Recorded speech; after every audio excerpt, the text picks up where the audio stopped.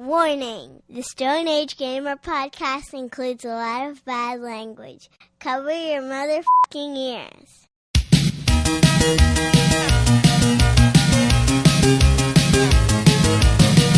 Good evening and welcome to the Stone Age Gamer podcast. I'm Kris Randazzo and joining me tonight is Rotating Ape Dan Ryan.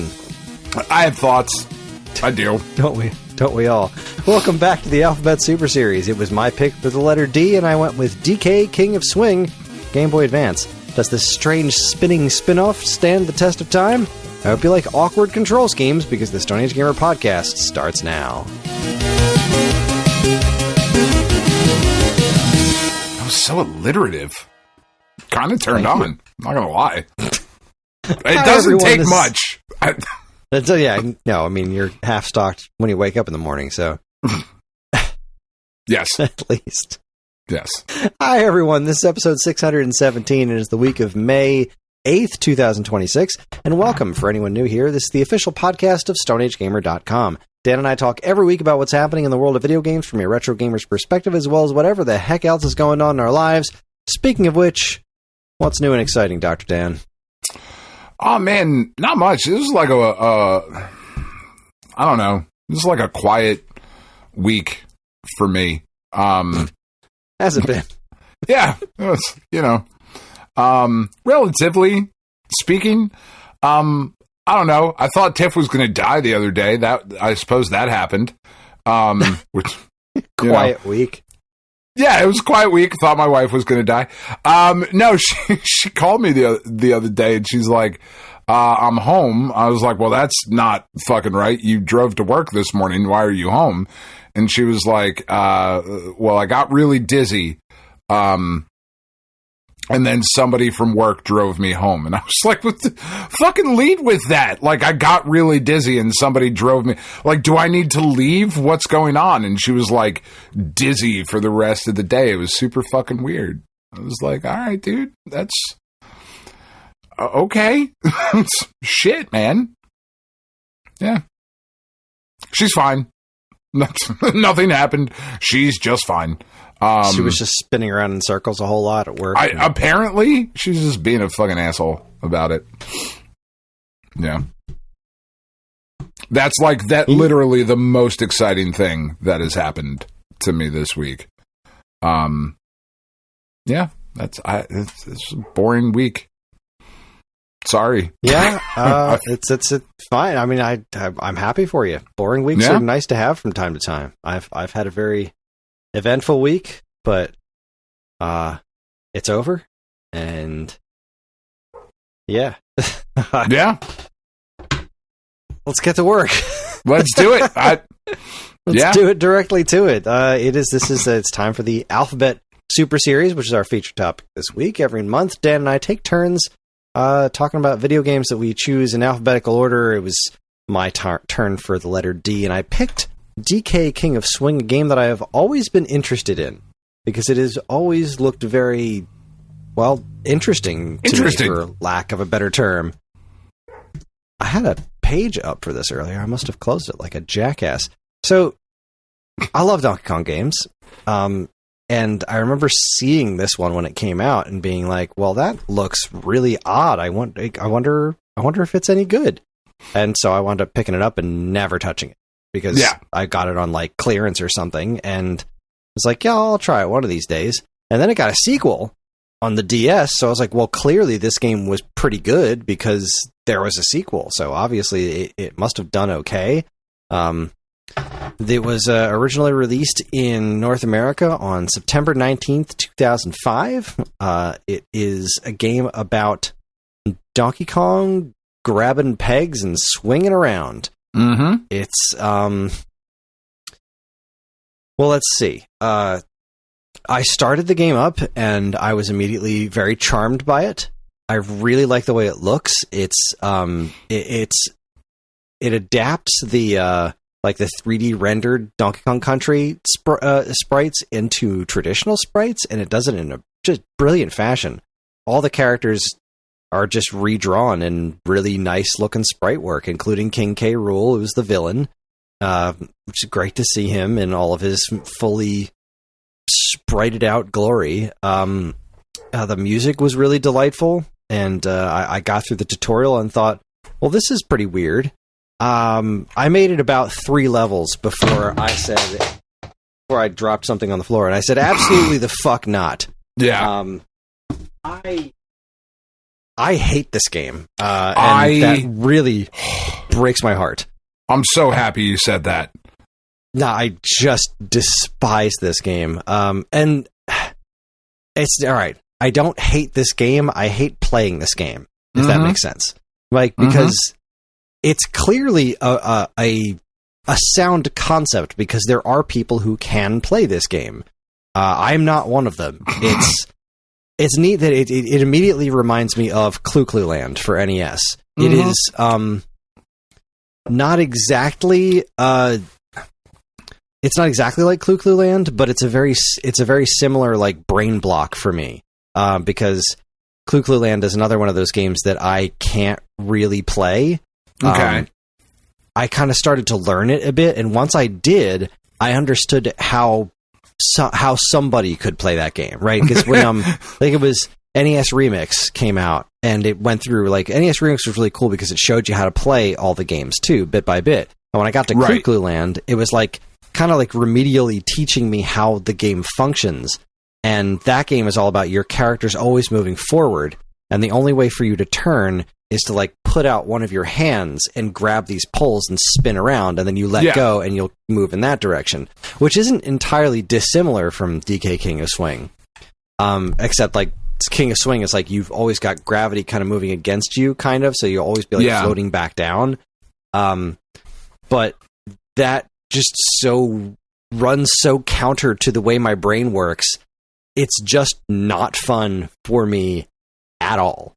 And it was so upsetting because of how much I wanted to like it, because of how much I liked the game's personality. You know, like it just looked good. It looks good. It sounds good. It's a neat concept, but boy, did I not have any fun. So much so that I just refused to play it. I played the first couple of levels, and as soon as I died a handful of times, I said, "This is negative fun. This is just upsetting. I don't want any part of this." And so I stopped playing it and watched a YouTube playthrough just to see what else the game had in store.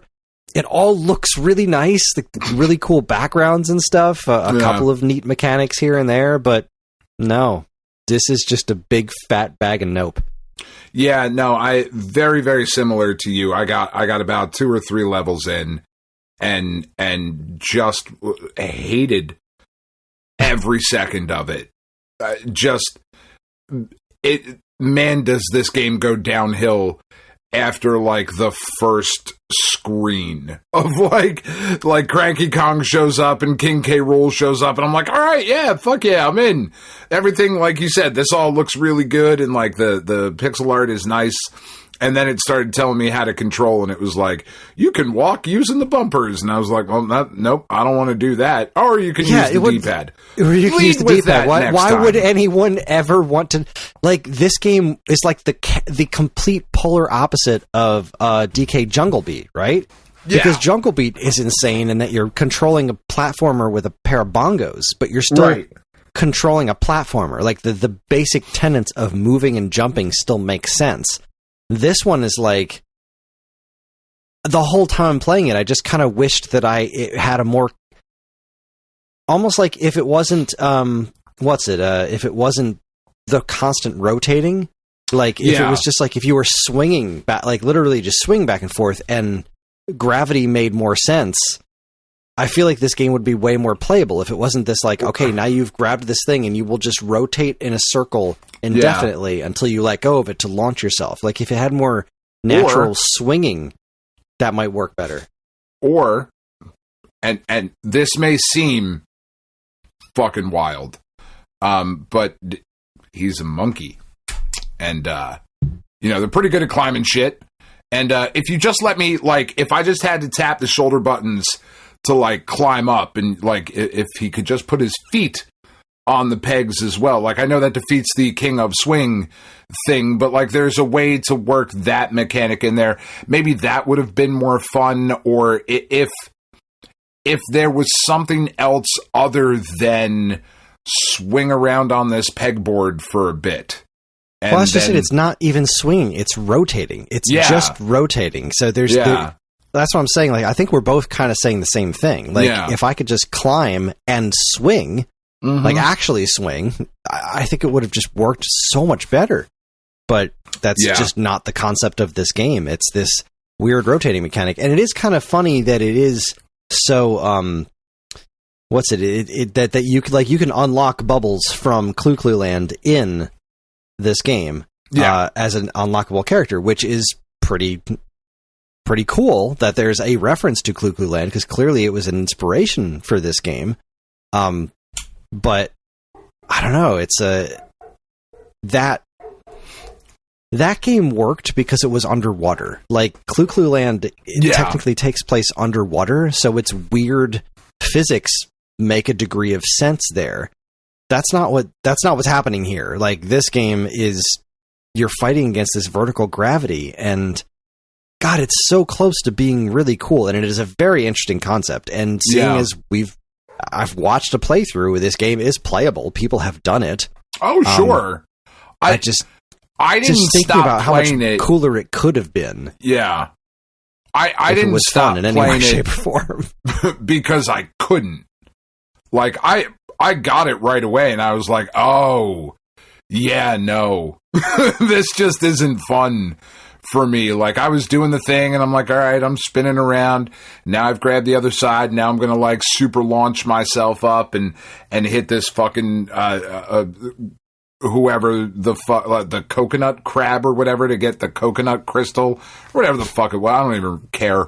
But I just was having no fun whatsoever, and pretty instantly. Of like, it's also weirdly, and I don't know that it could go any faster and be playable even, but I found it just so plodding, right? Of like, he's got Virtua Fighter 1 jumping skills. Like, that's what it's that kind of gravity. When you jump, it's like,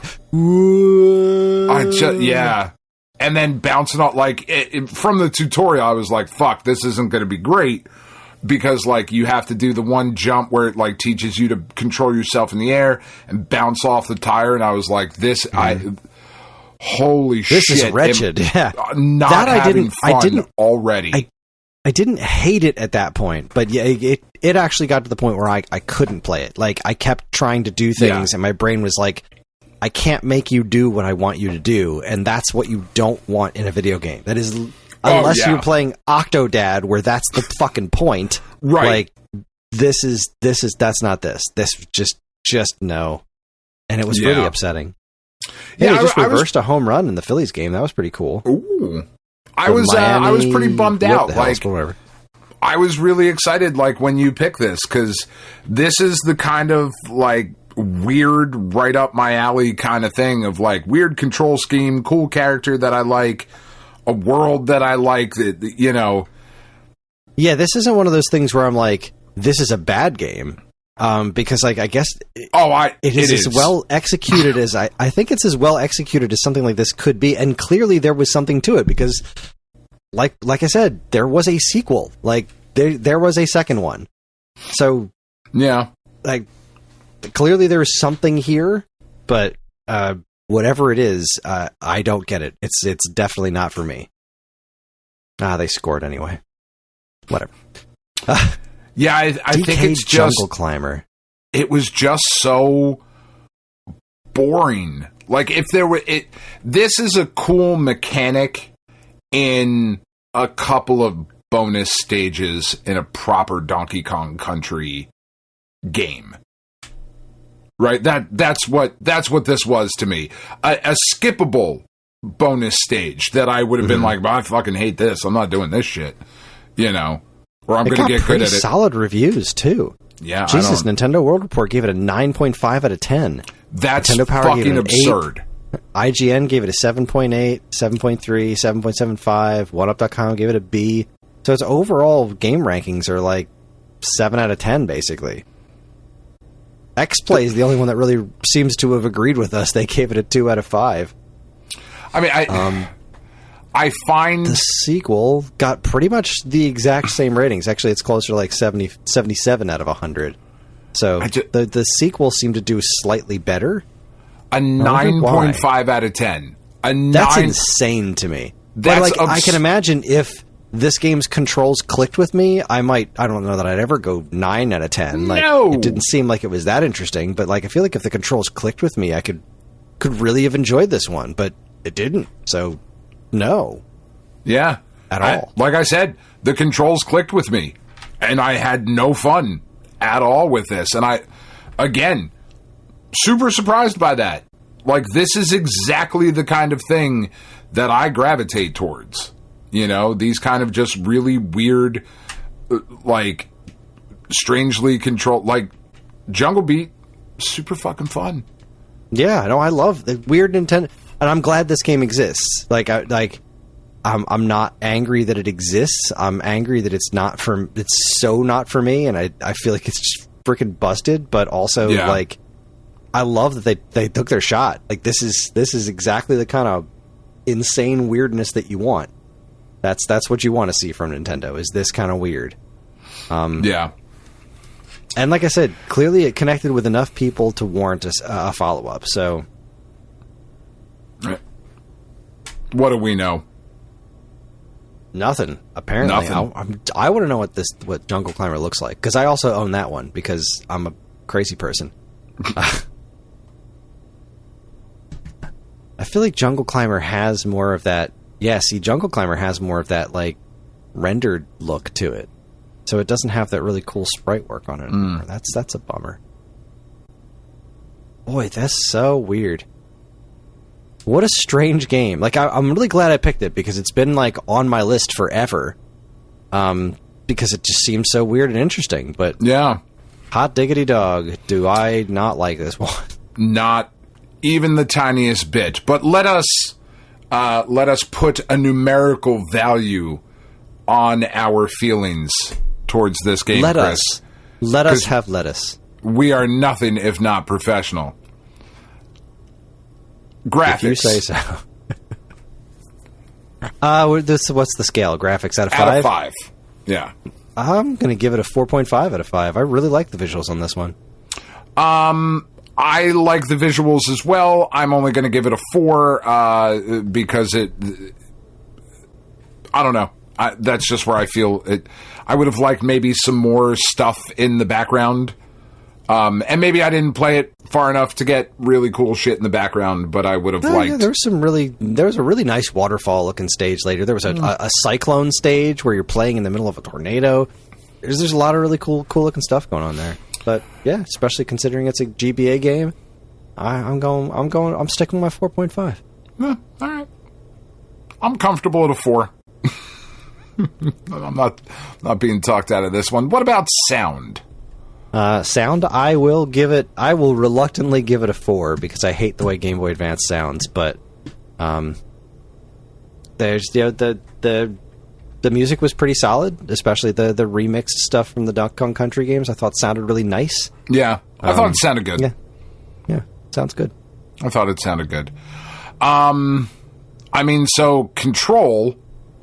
What are you giving the sound? You didn't tell me. Oh, 4. Sorry, okay. I agreed. Yeah. I didn't say anything because I agreed with you. I was just shaking my head, which is not, I realize out loud. Did you hear the head shake? Yes, I did. Control. So this is a weird one, right? Because, like you said, it controls exactly the way it's intended to. Yeah, but I think but the controls are also insane. Yeah. So it's not that it does what it's trying to do poorly. It's that what it's trying to do, I think, is intrinsically bad. Yes, I agree. I mean... The controls are what kills it for me. So I'm going to give the controls... I'm going to give them a 1. Because I feel like a 0 is too far, because they do at least do what they are intending to do, but they are disastrous. I think the controls are what kills this game.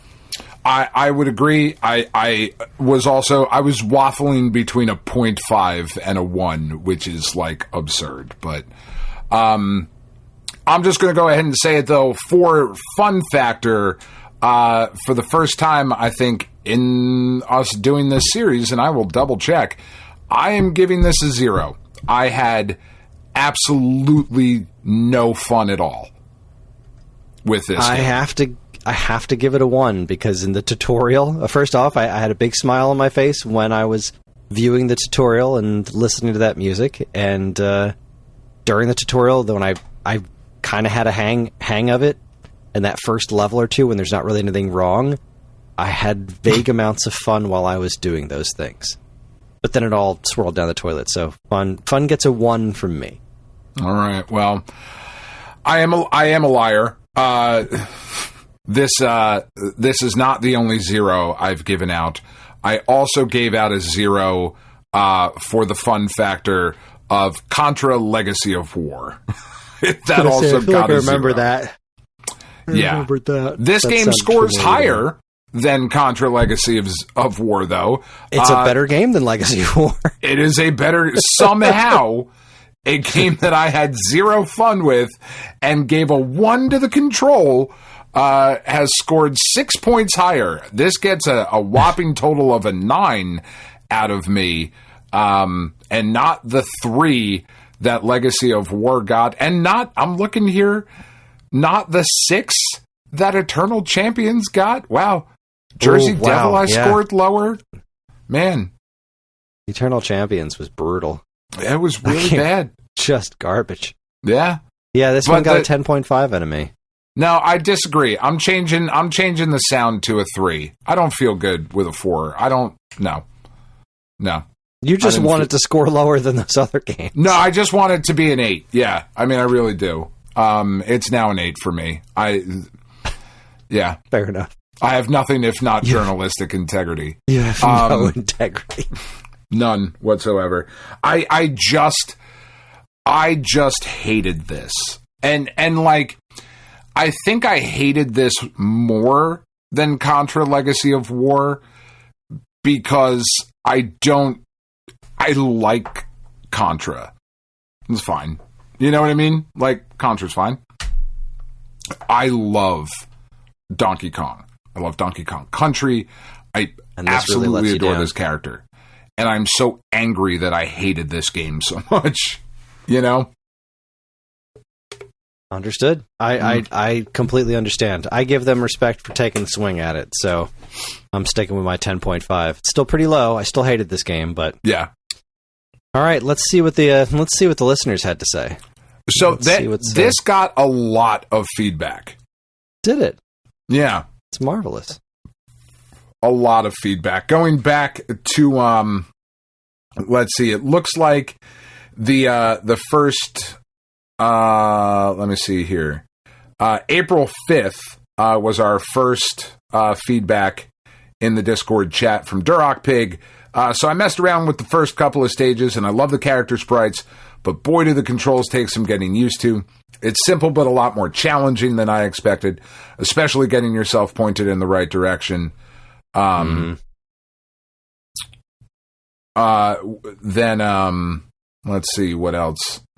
No, that's just a bunch of shit. Then we start talking about Earthbound. Then we have some more Earthbound stuff. P2 Mick28. I've begun to monkey around with a picture of his 13%. Very funny. I love that sprite. I love that sprite. It's a great looking sprite. What a fun thing. And then April 13th is where the discussion really kind of starts, and Trashman kicks it off with, I'm trying so hard to enjoy this game, but my brain isn't jiving with the controls. Mm-hmm. PJ28 followed up with lots of little bits of, look at me go, I'm amazing, immediately followed by, oh, no, hell no, grab that, grab something, grab anything. Yeah, these two statements just really, really summed it up for me. Yeah, just grab something, because and maybe this was just me not being very good at it, I mean, I thought like I was doing what it was wanting me to do, but there were moments where I felt like I could have grabbed something with my left hand as I was falling, but I just maybe wasn't angled the right way or whatever, and I just kept falling. And I was like, I mean, he's got 3 other appendages with which to fucking grab. He's a goddamned monkey. This doesn't work. Let's see. Duroc Pig, follow that up. Also, I don't know if it's because I'm playing it on the analog pocket. My hand starts to get sore from all the holding down of the L and R buttons.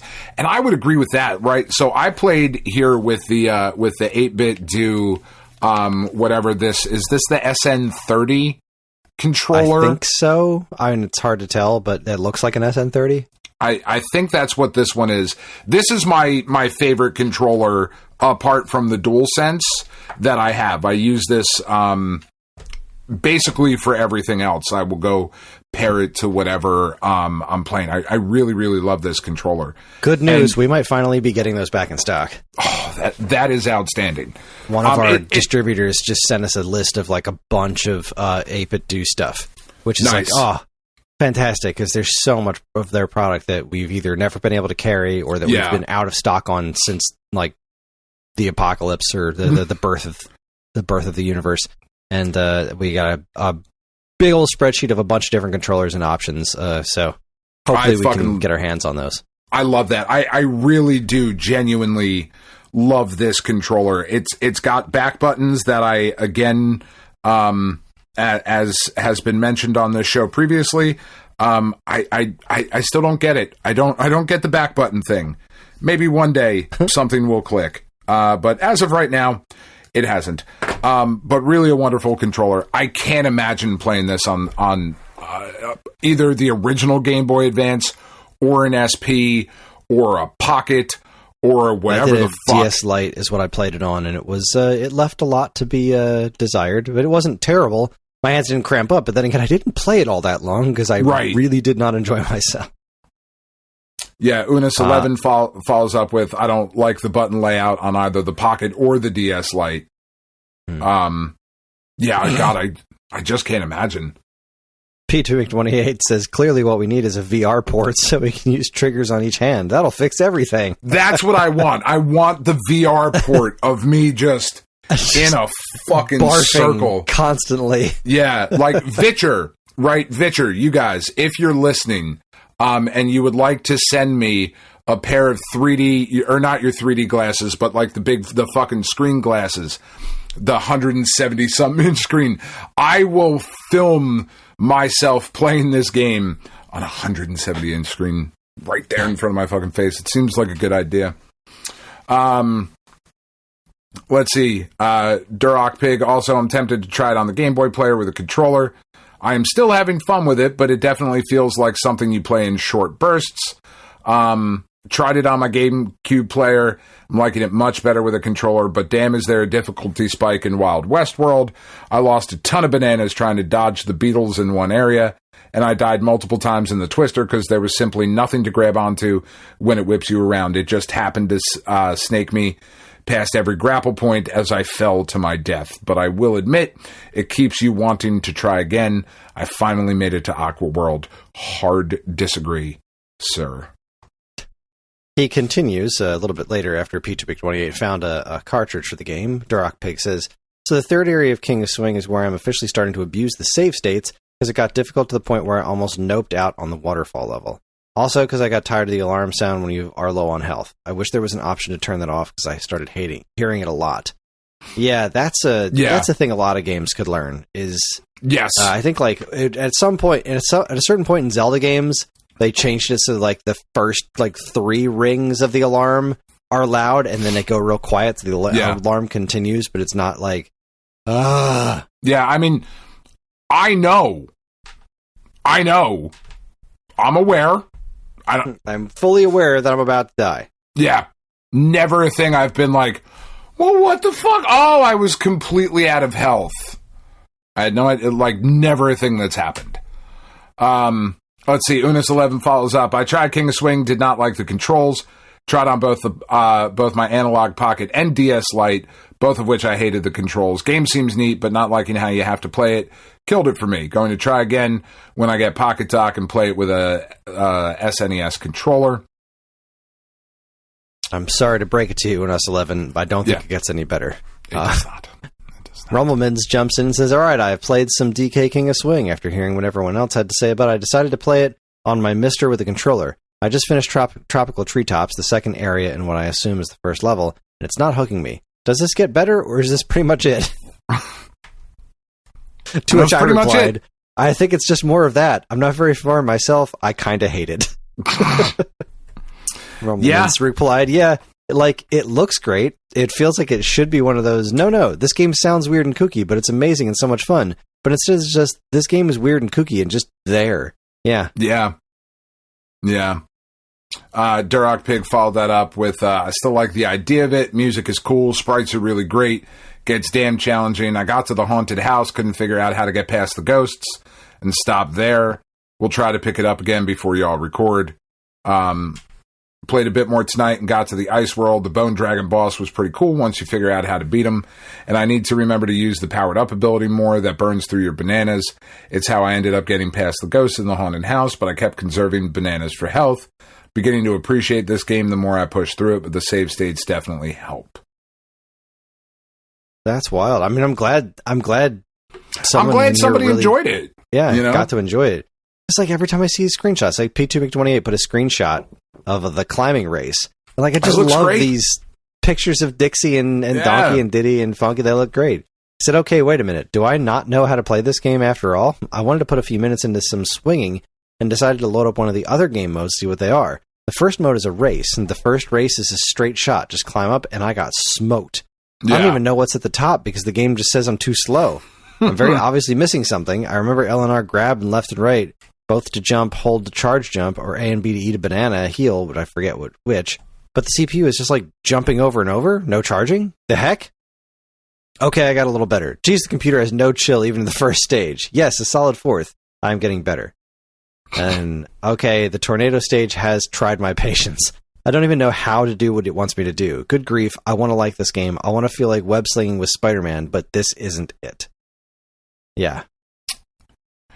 Is there ever a moment in this game, I'm watching through a YouTube video now, because I do feel kind of shitty that I didn't play more of it, but I'm just not going to subject myself to something I hate this much. Yeah, no, you shouldn't have to do that.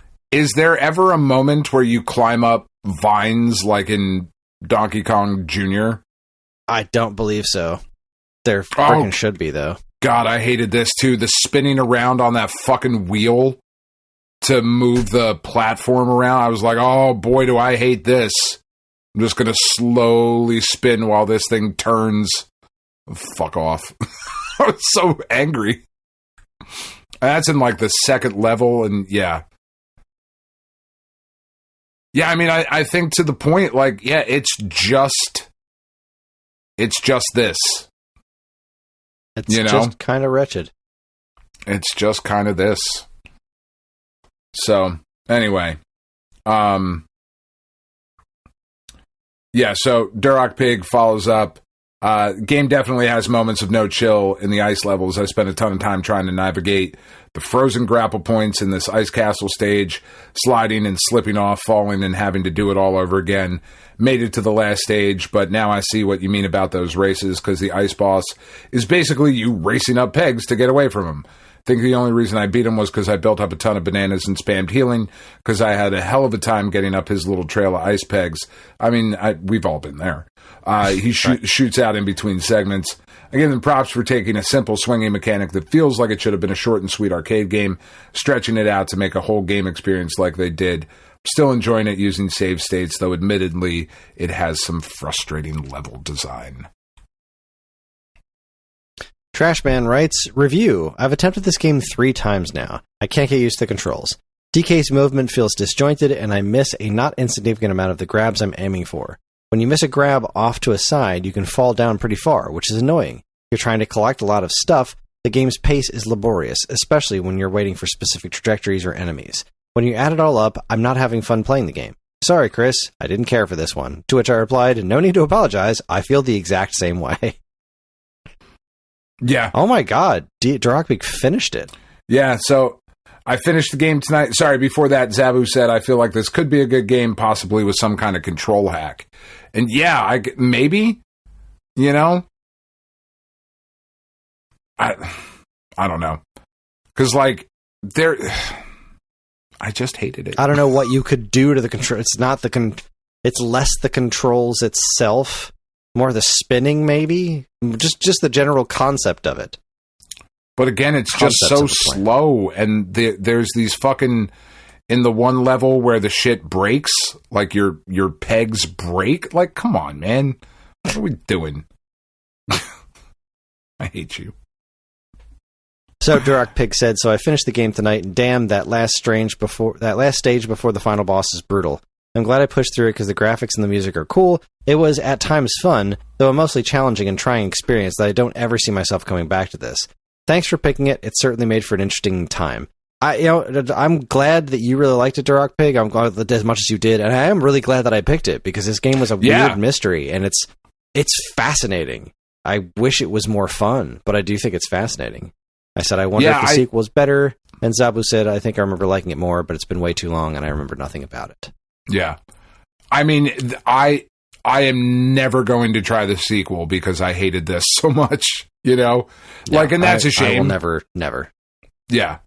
But, you know, I am very glad you picked it. I am glad, too. I can put this game behind me, and its sequel. Yeah, well, I mean, it is literally behind me. I was going to take it off the shelf and hold it up during the episode, and I didn't do it. It's right back there. I'm not going to get up and do it now. It doesn't deserve it. No, it doesn't. It doesn't. It knows what it did. And Jungle Climber. Yeah, it knows what it did. Yeah. You stay on the shelf. Donkey Kong.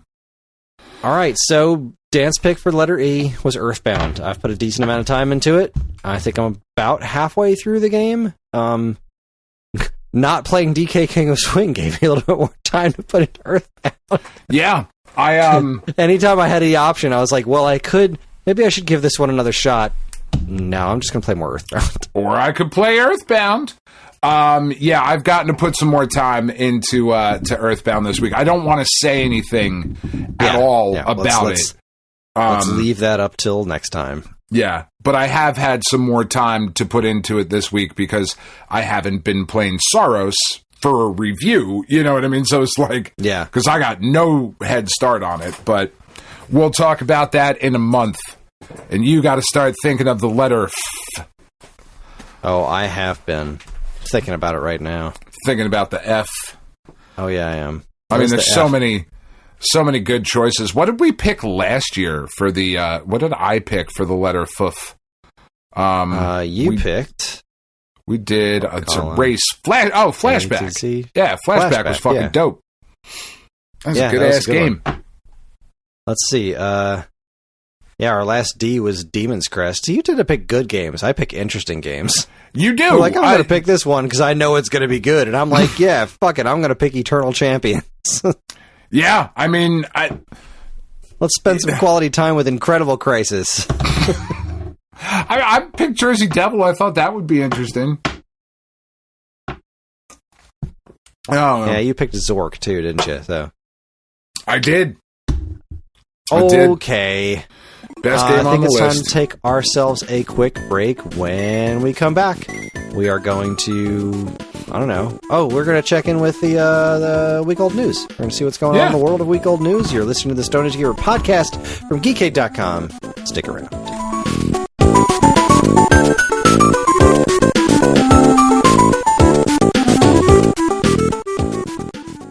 Hey, I'm Ryan. And I'm Andy. Neither of us are David Crane, but we are the hosts of David Crane's Amazing Movie Time.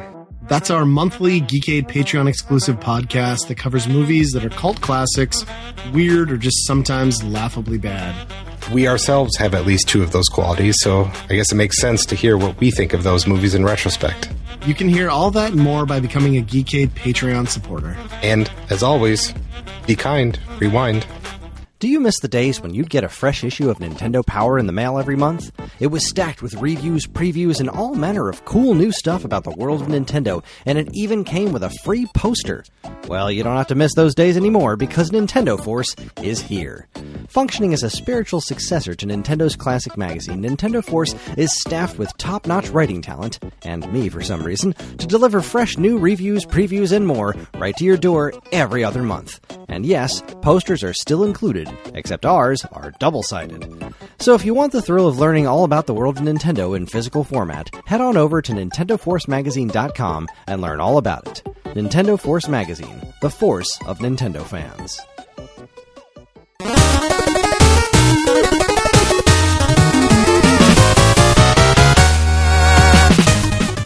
All right, everyone. I guess we're back. Are we back? We good? We doing this thing? Sure. All right. Yeah. Watching Then you're Trent out. Grisham up here with his no batting gloves and his mustache. Looking like a man. Mustache. Maybe you should go All right, well. just mustache, Chris. You think so? No, but yes. Handlebar? Like handlebar mustache? Like, Oh, yeah. just- Yeah. right? I think that's definitely my look. Maybe. No. Very no. That's not me. Very. I am thinking about keeping the beard, though.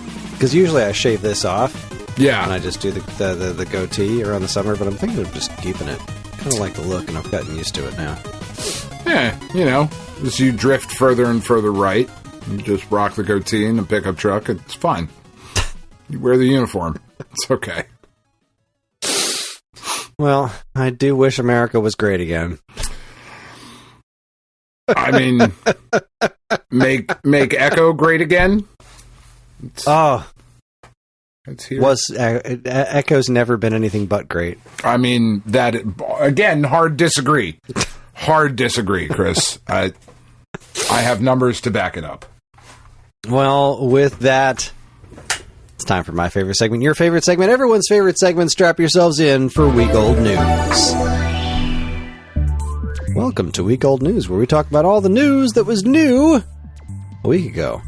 Let's see. Dan posted this one from Gizmodo. Freak out over PlayStation DRM was a big nothing burger. Sony should be more open about its platform changes, especially around DRM. I have no idea what this is. Talk to me. So, there was a bunch of kerfuffle. Right, PlayStation sucks at this. Full stop. They are Communicating, really yes. bad. They're really bad at. They just do shit, and they don't tell anybody about it, and then everybody freaks the fuck out because they think they know what it means, and then they go, and because we live in the world that we live in, everybody's like, I saw a thing. Here's what it fucking means. Sony is coming to rape your dog. And you're like, I mean, that's just not even at all what Seems they unlikely, said. but I guess. But it's sure. So, some people started to spot some things of some new DRM stuff. Twitter or Shitter or Zwitter, I don't even know how the fuck we say it anymore. X, because that's just not cool. It started to spread on X, and then some YouTubers picked it up and some Twitch streamers picked it up, and they spotted that there was this like weird 30-day license check on digital-only games purchased on the PS4 and PS5. And they came out and said, well, that means that if you don't log into your PlayStation for 30 days, they're going to pull away all your content. And that's just not it. That's just not the reality. That's just not the reality. Like, somebody talked to Sony, and Sony finally came. Now, they should have been like upfront about this. If this was going to appear on their game and their store page and all of that, they should have been upfront about it at the jump. But it's going to check one time, and then after it checks the license, it's just literally never going to do that again. And I was like, oh, cool. Like, and that was it. But for a few days on the internet, it was like, if you don't log into your PlayStation at least once every 30 days and connect it to the internet, Sony is going to pull all of your digital games and you'll no longer be able to access them. And it's just like, if you stop and think about that for a minute, why? Like, why would they do? I know we all have fears about our digital only future, and make no mistake, like, we are going to a digital only future. That's just where this story ends, right? Whether I want it, you want it, it doesn't really much matter. So, and there are legitimate concerns to be had there. This was not one of them. Meanwhile, while you were talking, I almost accidentally ordered a second copy of Bubsy 4D because I was like, oh no, I should probably order that before it comes out. Then I checked, unlike the Bubsy Perfect Collection, which I did actually order 2 copies of, I went and checked to see if I ordered it already, and it turns out I did. I already have this game pre-ordered. One to keep, one to open. Awesome. Obviously. Yeah. Gotta have more than one. Yeah. Bubsy 4D. I'm actually pretty stoked with the game. I think it's going to be good. Yeah, it actually does look pretty good, honestly. Like, it really does actually legitimately look pretty good, which I liked the demo. I don't know how that makes me feel. I don't know what to do with my hands. Bubsy-licious. Speaking of being Bubsy-licious, Chris, Push Square reports that... Whoa. What? Hold on a second. Rumblemans 100% completed the achievements in Vampire Crawlers already? That's not surprising. I don't know, it seems like there's a lot to do there, but wow. Yeah, that Way dude's to go, nuts, dude. though. That's what we like about him. Rumblemans, that's fantastic. Our listeners are better gamers than your listeners. Anthony replied, "Are you nuts?" I said, he said, "You are nuts." And yes, he is, but also... fantastic. Way to go, Rumblemans. Congratulations on 100% completing Vampire Crawlers. I don't think I'm ever going to do that. I don't know that I'm ever even going to play it again. It just didn't catch me, but... Wow. Sorry. Back to week old news. It's just not my kind of game. It's interesting, but as soon as you guys started talking about it in the Discord, like we'll the get meta there. game and everything, I was time like, out. Okay, this is Pad again. All right, go ahead. We'll get there. Nope. That's for the checkpoint, Chris. That's for the checkpoint. This is week old news. You're cross-pollinating the segments. I can't abide Tell me your why foolishness. these numbers explain why Sony is stopping porting PS5 games to PC. Well, I definitely will, because they're not very good. So that they aren't great. No, they ain't great, is what Push Square said. And they're really not, right? And it's a bummer. We were talking about it as I guested on the ZTGD radio over the weekend of like games should be everywhere. I believe games should be everywhere, and exclusivity and all of those things. I brought you up, Chris. I plugged you. Don't worry. And I don't like exclusivity, right? And it's like, all right, well, at the very least, put shit on PC. So the games business published the following launch month sales data for a number of Sony first-party games on PC. And you would assume, right, that the launch month sales data is going to be probably the best, theoretically, that you're going to do. So Ghost of Tsushima did 710,000 units, which is pretty good. Like that's solid. That's solid, right? Launch month on PC. God of War Ragnarok, 300,000. That's low. On PlayStation 4 and 5, because it launched on both platforms, right? So if you combine those two, it had 7 million on launch. 300,000 is legitimately, because you might think, like, well, yeah, but it's still 300,000 players, and like compared to 7 million, 300,000. Why bother? 300,000 for a God of War game in general is low. Is crazy. Spider-Man 2, 260,000. Horizon Forbidden West, 230,000. So the market spoke. Yeah. We just don't want these here. I feel like people do want those there, but they didn't want to pay for them. I feel like everyone was like, all right, cool. Sony games are on PC, so we can steal them. Well, maybe. Yeah. We're going to mod them and pirate them. And, I think that's why you can probably play a SpongeBob in God of War Ragnarok. I mean, that does sound pretty fucking funny. What I think, I still think it's a good idea. I think they went with maybe some of the wrong titles, though. Like the fact that the show, MLB The Show, is not on PC. That, I think, would have sold a crazy amount. Motherfuckers are still playing more than 230,000. People are still fucking playing MVP Baseball 2005 because of it's on PC.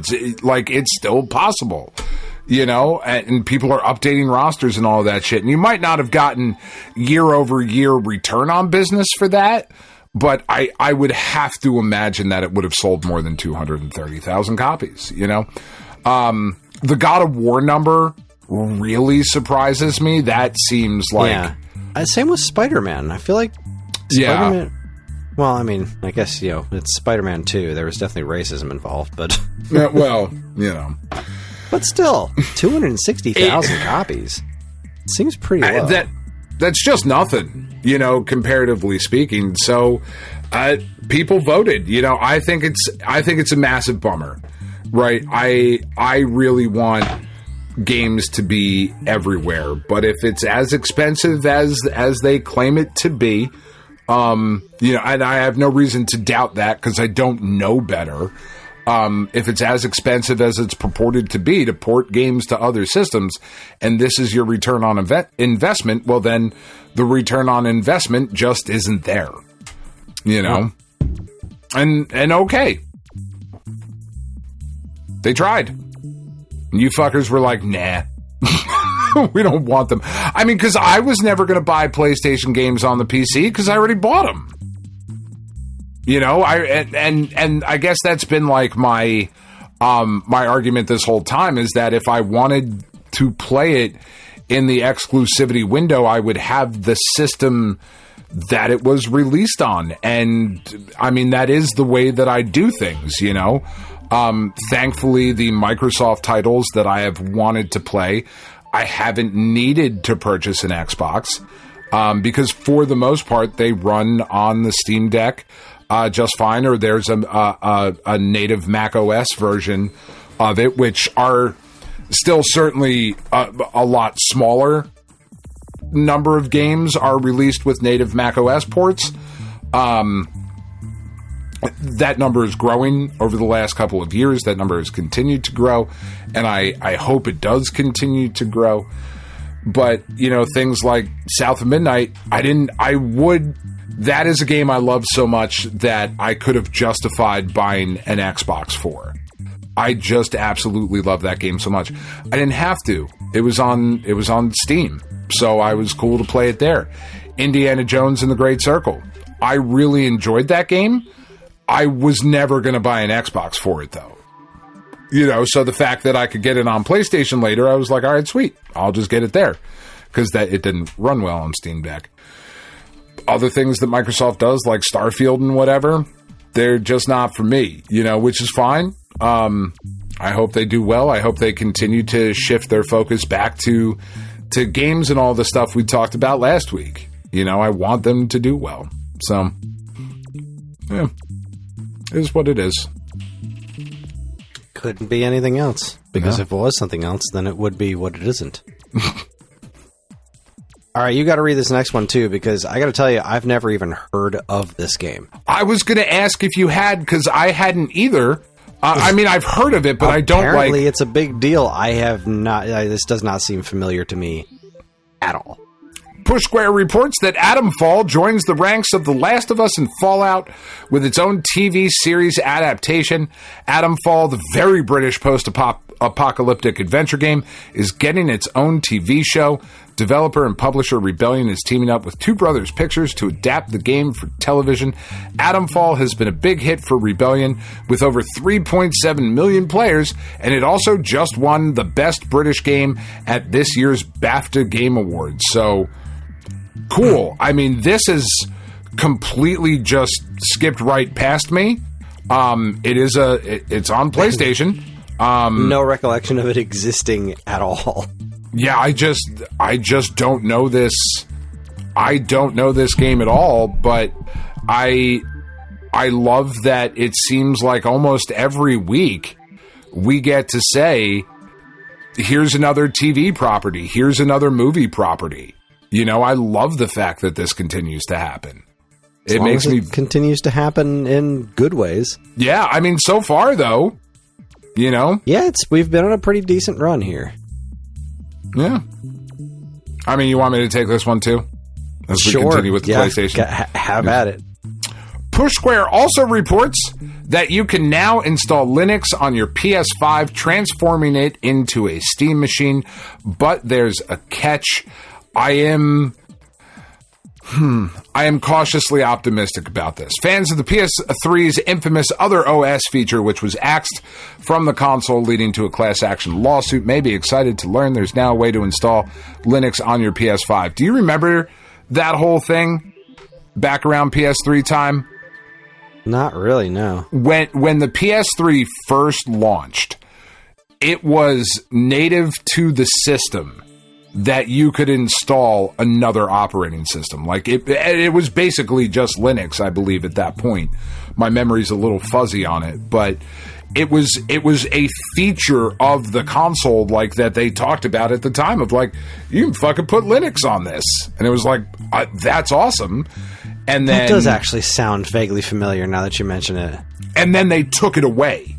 Like, in a system update, they were like, yeah, no, fuck that. We can't do that shit anymore. So anyway, there is somebody, footage of Boffin Andy Wynn's custom installation, where he has managed to get GTA 5 running with enhanced ray tracing at 60 frames per second via Ubuntu. I don't actually know how to say that, because I don't know that I've ever said it out loud. He shared an installation steps on GitHub, so you can try it out for yourself. While he says there's no risk to your hardware, obviously approach this with caution if you do decide to give it a go. The catches: you'll need a disk-based console running firmware versions 3.xx or 4.xx. No support for the latest 5xx operating systems. Now, it is a soft mod that is wiped out each time you reboot. What's interesting about this, though, is that with the rumored... What's interesting to me, anyway, right, is the rumored prices of the Steam machine being astronomical in today's economy, especially. I don't know how gas is down by you, Kris. When I drove out of the city, it was at like $4.70, and when I got into the suburbs, it was like $4.30. Here. It was how much? $4.25, $4.30, somewhere around there. It varies a lot around here. I mean, it's just crazy. If there's a way to get Linux running on my PlayStation 5 safely, so that I can play Steam games with a console as powerful as the PS5, that's something I'm really into, right? Because there's plenty of stuff on Steam that the Steam Deck can't run, and that doesn't have a version for the Mac Mini, or just for Mac OS in general. Right, so there's tons of games out there that I'm like, man, I have access to this. I would love to play it. I want to get into it. But, man, I just, time and money and whatever at this point. If you can get Linux running on PS5 safely, though, that's a big fucking deal. I think that's very cool. Tell you what else is kind of cool. Time Extension reports Game Boy Color spin-off Mega Man Xtreme gets new fan revamp with a range of cool features. So, look, I adore Mega Man X. The first Mega Man X is one of my absolute all-time favorite games, and I have not enjoyed a single other Mega Man X game. Yeah. They are, at best, fine. None of them compare to the first one, in my humble opinion. And I felt the same way about Mega Man Xtreme. I thought like an 8-bit demake of Mega Man X sounded really cool. And it's okay, but it just didn't quite feel right to me. Like, it just didn't quite work the way that I wanted it to. And it had some X2 content in there as well, so whatever. So this is kind of cool. Who's doing this? It's a fan project. This doesn't seem to say who's doing it. Just as a new fan PC game, and it is revamping the game.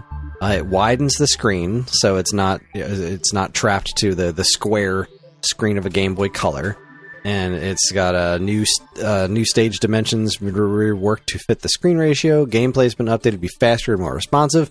Boss fights have been reworked. They all have new moves and new behaviors. Most of the weapons have also been reworked to be more functional and have new interactions with bosses. This is really cool. I think so. Yeah, it's still. I'm still looking at it like, okay, but I can't think of a single reason I'd want to play this over playing Mega Man X. But it's still really like this looks way better than Mega Man Xtreme. It's a very cool looking project, and for those folks that are out there that are not me, that are extremely into Game Boy Color stuff, because there's a lot of like fans or people love Game Boy Color. I don't love Game Boy Color the way a lot of folks do. Yeah. But yeah, this is a cool project. Way to go, Internet. Way to go, Internet. Sometimes it's not a fucking cesspool. Sometimes.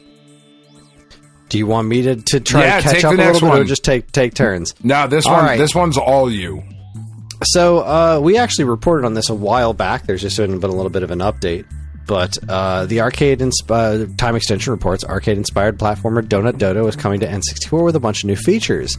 So yeah, we talked about this back in January, but as of today, we're recording this May 1st, a Kickstarter campaign is now live for Donut Dodo's N64 edition.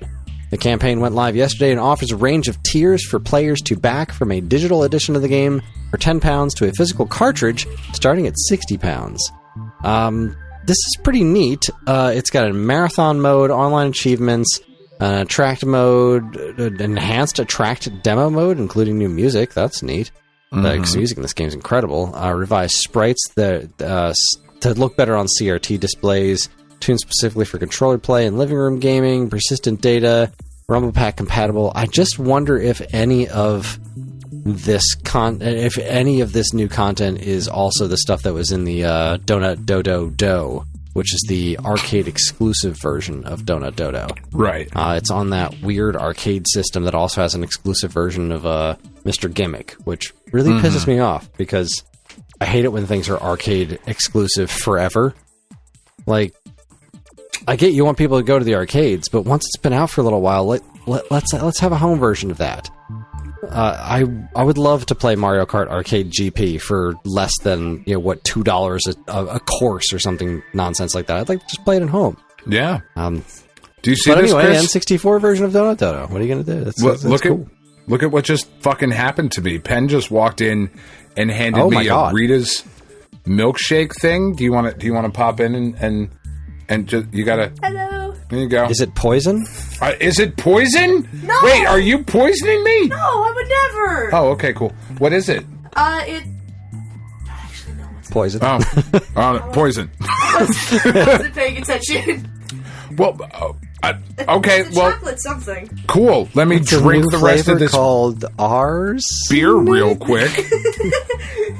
Should I pour the Modelo into? Do the flavors work together? No, for sure. Then don't. Absolutely. Okay. Why? Thank you. You're welcome. I mean, I know Mom bought it, so tell her I thank you. Okay. Tell her I thank her. It's about what I said, almost. Love you. Bye. Love you. Bye. Mwah. Mwah. Okay. The rest of your show. Now, you said earlier that MLB The Show was not on PC, which surprised me a little bit because Push Square reports Sony's MLB The Show goes free to play on mobile, and it's going to be huge. Yeah, this is going to be huge. Yeah.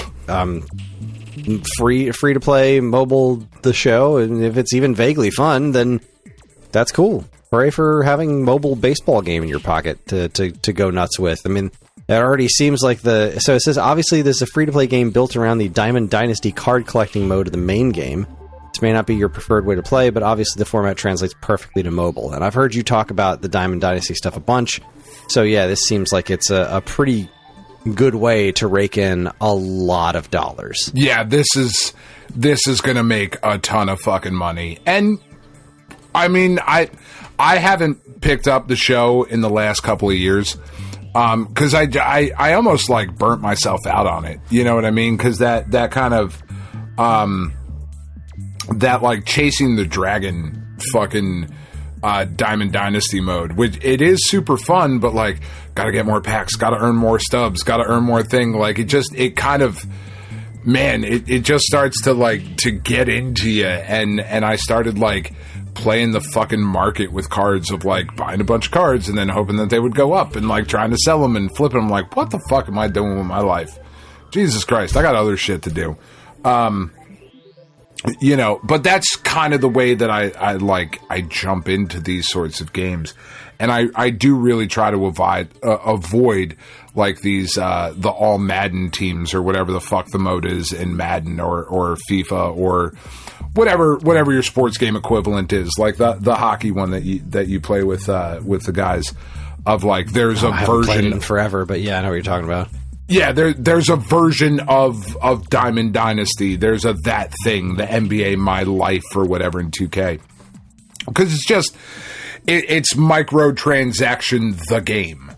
You know, which isn't like, I have enough of that. I have Snap, I have Pad. I don't need more of that. Tiff has the Harry Potter game that she's still playing, and like whatever that match 3, I forget what it's called, but you know, she's been playing that for years at this point, for 4 or 5 years, and like they've all developed relationships, but like in order to keep playing the game, you got to spend some money on it every now. So I have plenty of microtransaction the game.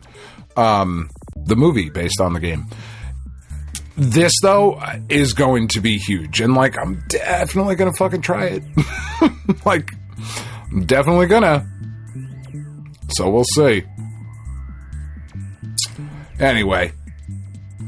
Push Square reports Mortal Kombat Legacy Collection adds crossplay with a K. PS5 VRR support more in massive free update. There's a bunch of bug fixes. Crossplay enables players across all platforms to play online with other Mortal Kombat fans. So PlayStation, Xbox, Switch, and PC gamers can now meet and play in the same online lobbies or quick play sessions. It does say, due to technical limitations, Mortal Kombat Trilogy is not available for online crossplay matches when playing on original Switch consoles. So just that. That makes sense.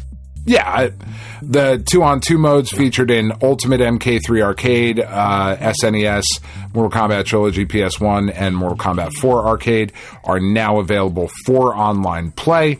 These modes are designated with the words 2-on-2.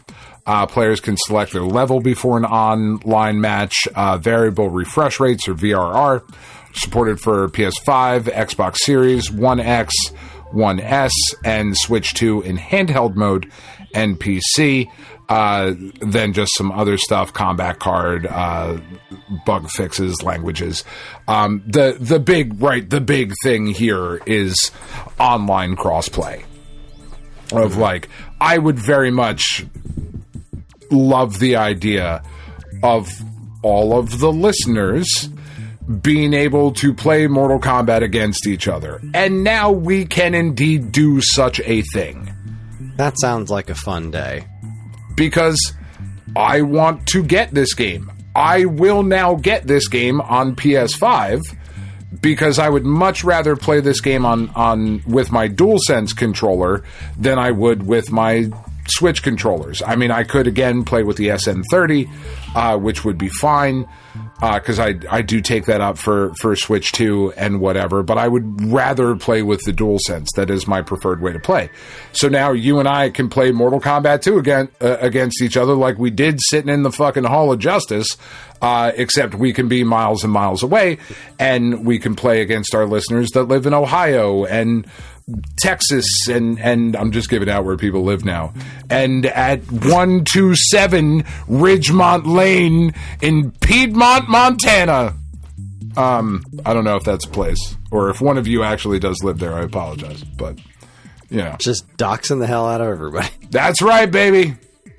You know, this is great. Everything. So if we can't eventually put everything on every console, or at least make them all PC available or whatever, if you're going to have online fighting games, they should at least fucking be crossplay. Like, online should at least be crossplay, right? Like, can we all agree on that? Mm-hmm. Here in the big 2-6? Yes. No, I will heartily agree that online multi-platform games should be crossplay. That's something that we should all work towards. Okay. So hard Dad agree. Did it. That did it. That's how America does it. I might go fucking buy this weekend now, actually. That sounds like a good idea. Because it's a great package. This was a third Wednesday, and Ryan was like, yeah, just write whatever article you're going to write. And I was like, fucking sweet, extra money.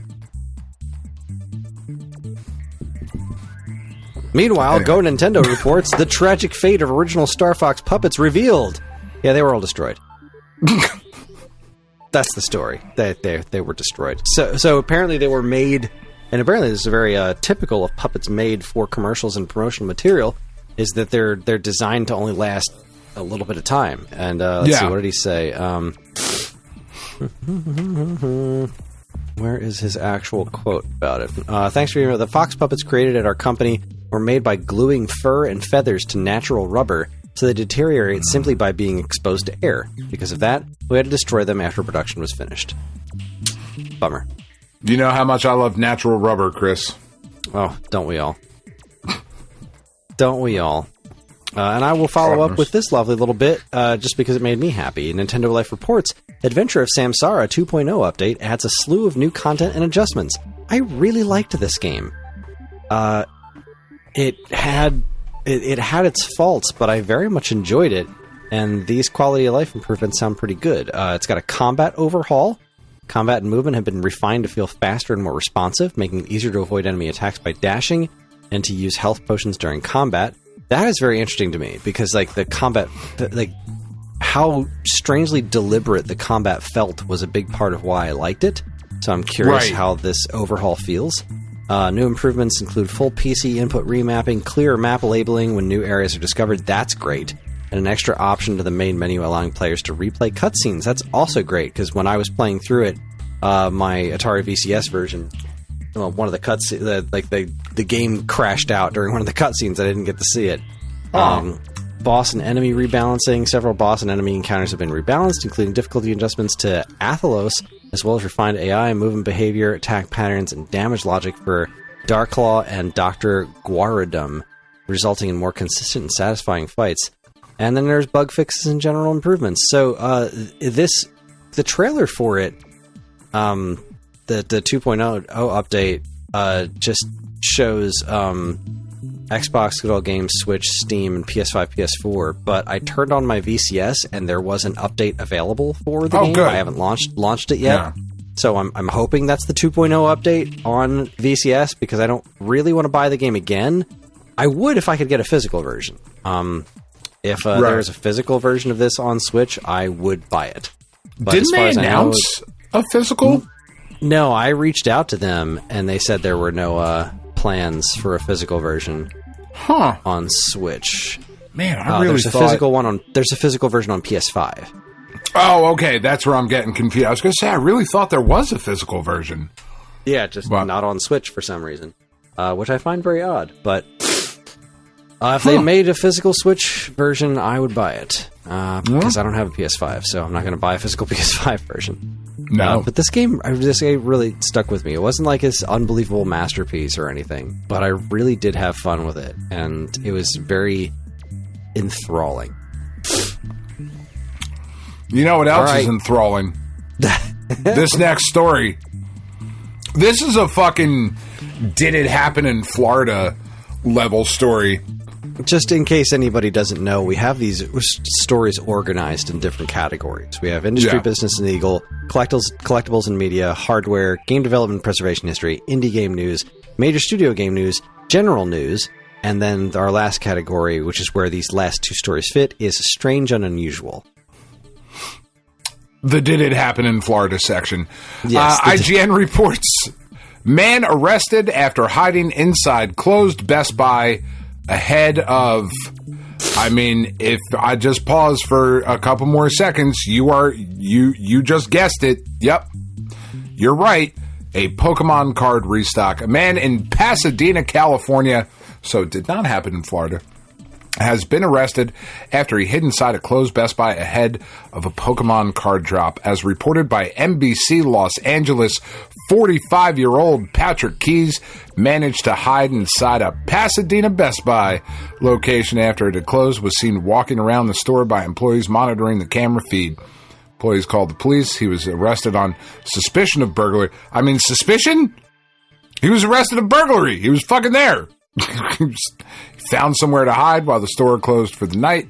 And he was, the card drop was Mega Evolution Ascend Heroes, which came out on April 24th, which means he was hiding out for a restock of that. Look, guys.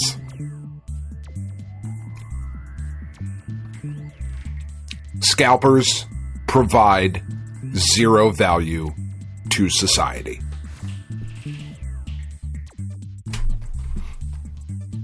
I feel like there's somebody's going to have something to say about that, but I agree with you. Scalpers provide zero benefit to society. Because, like, this is where we are. Like, this is where we are. Like, this guy got caught. This is not the only dude who ever thought of doing this. You know? It's all about that hustle. No, it's not. Maximize profits. At any cost. Let the kids get their fucking Pokemon cards. Fuck off. Not without paying the tax. No. Fuck off. They don't get those. They don't get them for MSRP. They get them at my inflated prices.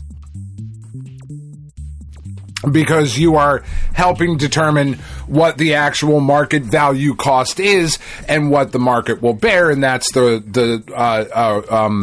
service that the resellers provide, is that they actually show the going rate for the product and what the market will be. No. They show the maximum amount of money that people are willing to pay for things, because that's what's important. How much money you can get for them. They increase the maximum amount of money that other scalpers are willing to pay in an effort to flip them later. No. In a somewhat less cynical story, because I'm done talking about this, Go Nintendo reports company reveals unofficial line of Mario-themed coffins. I mean, I kind of love this. I kind of love this story. Big Nato is one of the largest manufacturers of funeral urns in Brazil. They've decided to expand their line with a product that is far from official and one that will no doubt kick Nintendo's legal team into high gear. Yeah. So there's a little video here, and it's Mario-themed coffins. Oh, wow. But they're so not even enough. They're just, they're colored, and they have, like, wooden fucking cheap ass, like somebody routered out fucking crown or whatever, or jigsawed. I mean, how is there not a pipe? I mean, this motherfucker, I'm watching it, he's slapping shit on the top of it. But, like, if instead of, like, a traditional coffin shape, but, like, a warp pipe, like, okay, now we're fucking getting into it, you know? Or the fucking, the fucking boot. All right. Now maybe I'm spending some money. The stone fucking statue that he turns into. I mean, come on, these are just coffins with a fucking M on it. I mean, you want an M on your coffin, I'll come over and do it for $10. I'll just fucking come do it. can you do this for me? My dad really liked Mario. Like, yeah, okay. That's fine. Here you go. Big Super Mario it's an fan. M. He wants to be buried in a bright red coffin with an M on it. That's wow. That's right. Well, I don't know. I don't know. What can you fucking do? What can you urns say to follow that up? that are like the shit you pick up in 2 in Super Mario Brothers 2, like the planters that you fucking pick up, or like, I don't know, mix it into like one of the potion bottles. All of these are good ideas. Come on, Every single Nintendo. one of them. Come on. Make it official. All right, that's going to wrap things up for Week Old News. We're going to take ourselves another break, and when we come back, we're going to check in with the Checkpoint. You're listening to the Stone Age Gamer podcast from Geekade.com. Stick around.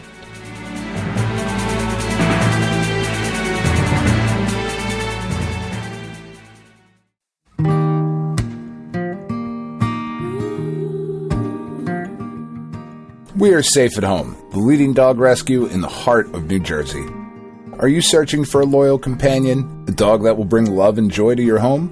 Look no further than Safe at Home. At Safe at Home, we believe in giving every dog a second chance. We rescue, rehabilitate, and find loving forever homes for dogs in need, right here in the Garden State.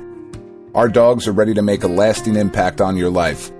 Each one has a unique story, a wagging tail, and an incredible capacity for love. When you adopt from Safe at Home, you're not just gaining a pet, you're becoming a part of our family. Our dedicated team ensures a seamless adoption process, providing ongoing support and guidance. With New Jersey's beautiful parks, beaches, and trails, you and your new furry friend will have endless opportunities for adventures and cherished memories.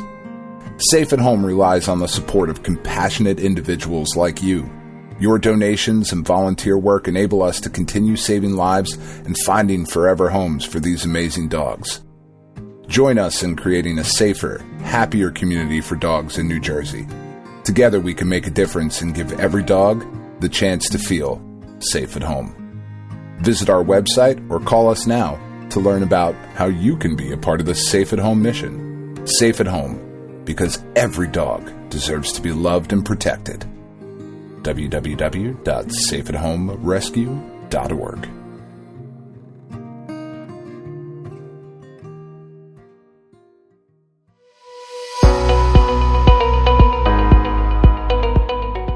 Hi everyone, Kris here.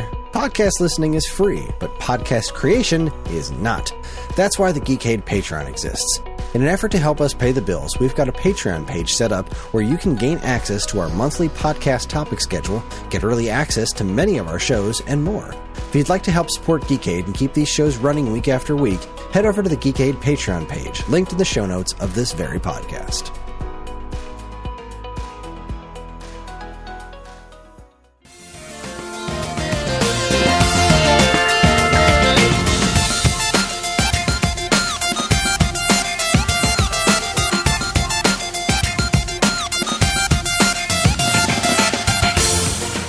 Alright everybody, we are back, and better than ever, we are talking about hot dogs and how phallic they can be, and slathering them in various chilies and such.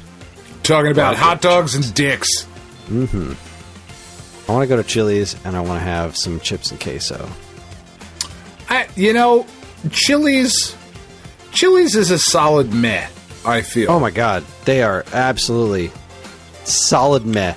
It's a solid meh, but very solid meh.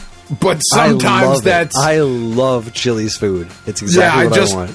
That's just what I want it to be. I want my baby back ribs. I want to go there and have some, their chips and queso and some weird quesadillas and or some odd burger or something. I just really enjoy. And I really enjoy their crazy-ass mozzarella bricks. Maybe we'll do that. Maybe we'll do that tomorrow night. Karen's going to be out of town tomorrow night. Maybe I'll take the kids to Chili's for dinner. And, somehow everything at Chili's all tastes like Chili's. It has a very distinct flavor. That is true. Yeah. What is that? It's its own thing. What's it taste like? I don't know. It tastes like fucking Chili's. I don't hate it, but it is just mid. It is as mid as it fucking gets, but it is it is obnoxiously consistent mid. It's off. It is so often exactly what I want, and I feel the same way about Applebee's. It's like I never go to Applebee's and am not happy with my meal because I pretty much just go there and get the sampler platter and just be like, "Cool, yep, I'm in." Yep. What did this taste like? This tastes like fried, and that's what I wanted. Adequate spinach artichoke dip. And just I'm so in. Just love it. Yep, aggressively adequate. All right, speaking of aggressively adequate, it's time to check in with the checkpoint. Checkpoint! Oh boy, this is the checkpoint. This is where we talk about all the stuff that's been going on in our various lives. I'm having a week, so I really haven't done much of anything. I'm sure at some point in the not too distant future I'll be able to properly talk about like what's going on in life, but today is not that day. But I will say that I played a little bit more of Super Mario Brothers Wonder. Continues to be great. My second playthrough. The new boss battles are very solid additions. I have been working really hard. I tried to really work hard on the Mario video this week, and I'm just kind of. It's been hard to focus on it with everything else that's been going on, and I kind of ran out of time, so I put together a Jaws review video like today. I did the whole video. I scripted it while I was walking the dog. I just did voice to text and just word barfed whatever came out of my mouth, and then I've edited it when I came home and recorded it, put together a video. So I was able to make a video for this week, and so now I've extended my time on the Mario video for another week. I really hope I get it done. And I have been putting a little bit of time into Panel de Pon, the Super Nintendo Tetris Attack, the original Japanese version, which is on Nintendo Switch Online. And boy, I really like that game. It really is a different way of thinking from other puzzle games, but I really enjoy that game, and I love its soundtrack. The music in that game is very, very chill, and it's just got such a beautiful score. I am overly fond of it. It is a game that earlier in the week, Karen and I were playing. Just over the last couple of months, we had been playing against each other, and she had started to get better at it. So I had to, up my levels and stuff so that we could keep it even. I had to show her what's up. It's just one of those things, like, because when we play puzzle games against each other, like, I'm usually on a much harder difficulty level than her. And I had to like kind of lower mine a little bit because it got to the point where she was starting to beat me with a decent amount of consistency. And I was like, okay, all right, let's I gotta ease things up a little bit. I hope she continues to play more of it by herself, because I think it's such a good puzzle game. And she's still playing that Suika Game Planet a lot, but I feel like she would really like a single player Panel de Pon, and I think she could get really good at that game. But I've been really enjoying that. I think the most fun thing that happened to me this week was Wednesday was a hard day for me. I've been hit with a pretty nasty bout of insomnia, and Wednesday in particular, I was just unbelievably tired. It had been a couple of days since I'd slept. Tuesday night was really rough for a multitude of reasons, and Wednesday I had to host trivia, and there was Flyers playoff hockey, and I was sure that they were done. Like, you had said it last week. I said it last week. I'm calling it now. The Penguins have us figured out. Like, it just seemed like the last two games we just didn't have it. This one, though, I couldn't really watch. I'm in the bar, and it's, the game's on a bunch of different TVs, but I can't see it from where I'm sitting and hosting trivia. So I'm like, I got my phone up to kind of keep track of the score, and the bar is pretty well filled with Flyers fans. And between every round, one or two folks from the table that kind of give me an update, like, "Hey, you've missed nothing. Like, it's been it's been an interesting game, but there's no nothing score. Has happened. Like, it's been just a defensive. Like, the both goalies were just absolutely unstoppable. So it went into 0-0 overtime, And I was like, that was not what I expected. So that's pretty cool. The overtime was happening like just as I was packing up at the bar after I finished hosting trivia, and I was really, really tired. And hosting trivia was really tough because the questions that I got, there were 3 questions that had contestable answers. Oh. Which, like, you know, I don't fact check these things when I get them. Like, that's the quiz. But I just check them to make sure the questions make sense. But no, there were 3 of them that just had completely wrong answers. So that's always fun, because then people come up and they're just like, "Oh no, that's not right. That's not right. I should get points for that," because people take this stuff very seriously. Like, okay, I don't care. Sure, you can have the point. Good. No skin off my dick, man. Yeah, I don't give a shit. Do not care. Do not care at all.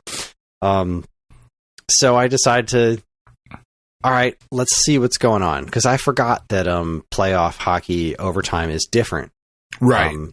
From regular overtime. So I had my stuff packed up, and I just kind of like stood over in the corner and watched the game from a distance. But like as things started happening and getting, you know, shots on goal and stuff, I just kind of like walked closer and closer to the bar as I was getting really into the game. And as I was standing there for a few minutes, I said, you know what? Fuck it. I'm going to have a seat at the bar. And I'm going to watch sports with a bunch of like-minded individuals. Throw me a pineapple juice. I'm staking a claim.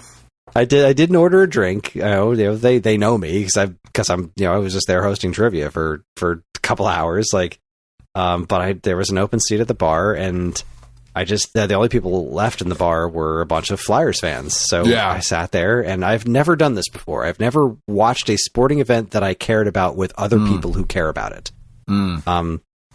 So it was cool. I sat down at the bar and I'm talking to a bunch of strangers, and they're all like going off. They're all so angry at the Flyers, and like, because they kept the Penguins were just this offensive onslaught against us. Like, they just kept getting more shots on goal.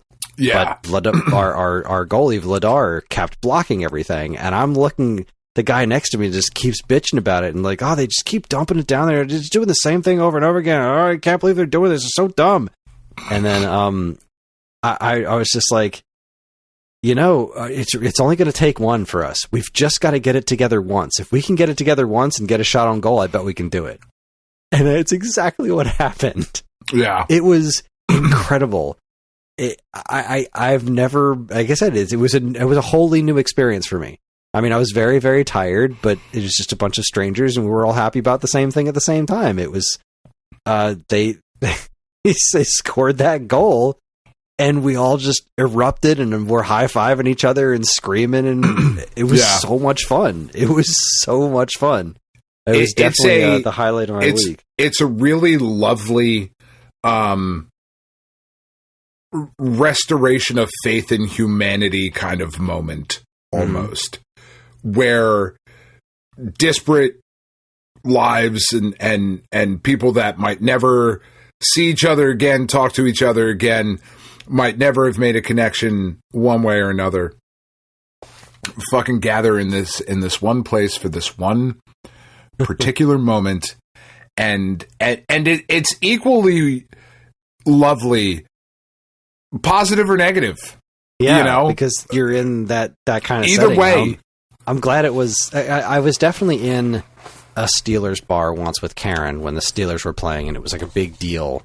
Yeah, but I didn't care about the game at all. Like, I didn't really care too much about what was going on. I knew that she did, and so it was really fun seeing everybody else care about it, but I wasn't also following the game. This was the first time I was really invested in the game.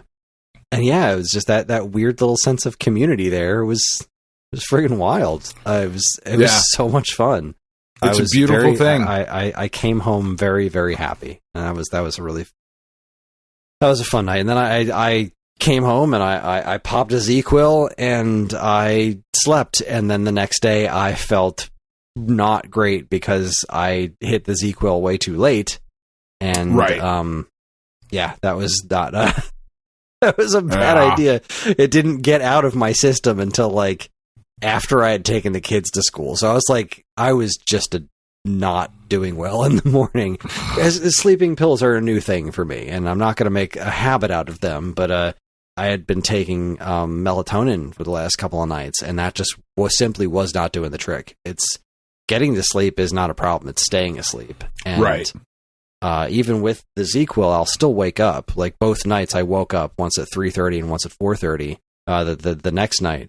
But I was able to, unlike when I don't take this, I was able to get back to sleep like almost immediately. So that's pretty nice. So I'm taking some pretty serious consideration and popping one of these pills in the next couple of minutes so that after this show is done, I can just, head on pillow and be out because I don't have anything to wake up for in the morning. Kids aren't going to school. I don't have any early morning things that need to happen. I can just stay asleep for as long as I physically can. And I think that might be worth a shot. It's not a bad idea. Not a bad idea. I support. And that was it. That's my week. I have done very little in terms of entertainment. It's just been kind of paying attention to sporting events and the insanity of my personal life, and taking the kids to school. Like we rode bikes to school today. I mowed the backyard today. Just kind of like, 'cause it was beautiful outside. It was a little bit cool, and it was very nice today. Yeah, we had gotten some rain, so the backyard was the backyard was more overgrown in the front. So I was like, you know what, I don't know how much time I'm gonna get to do any yard work this weekend. Like I'd like to clean up the front yard too, but I just don't think it's gonna happen. Because Karen's out of town this weekend, so it's just me flying solo. So I don't know how much time I'm gonna get. So I just decided to mow the backyard. I had a little bit extra time today. I finished my video super quick, and I got the script done for tonight. And I was like, fuck it. I'm going to go clean up and enjoy this weather. And I did. And it was super fun. And then the kids played in the backyard for like 2 hours. Which is awesome. That's what you want. That's what you want. That's what we're here for. So. It is, man. That's it. That's my week. What do you got? What'd you do? Well, I started the week jumping on with friend of the show, Anthony, one of our listeners, hooked me up with the guys over at ZTGD.com. They've been around longer than we have. They've been around for like 20 years as like an internet radio show. And that's who I wrote the review of Sorrows for. And they were like, hey, do you want to jump on the podcast? They record on Sundays. To come on and talk about Sorrows. So I was like, yeah, I'll jump in for a quick hit and like talk about Sorrows, and then I'll like probably dip out or whatever. And then 2.5 hours later, we're all still fucking talking, and I'm yelling about Echo the Dolphin, and it was just, I don't know how the fuck we got to Echo. I think Anthony brought it up. Somebody had said something, and then Anthony fucking triggered me, pushed my buttons on purpose. But it made for, I think, interesting radio, I hope anyway. I mean, it was a blast. They're a great group of guys. Awesome. It's an awesome show. It's a really fun listen. And their site does really good work, and I'm hopefully going to keep writing for them and all of that. But that was Sunday. And then, the rest of the week was just, kind of, I kept trying to play DK King of Swing. And, like, I would play it for, like, 5 minutes and be like, I fucking hate myself, and I hate Kris, and I hate everything in the world right now for him making me fucking do this. And it, honestly, like, so I had played so much of Sorrows leading up to the review, right? Because there's just so much. There's so much going on in that game, and I was really also just having a really fucking good time with it. And then, leading up to this week, because like Earthbound, I've also been playing, but we'll talk about that later.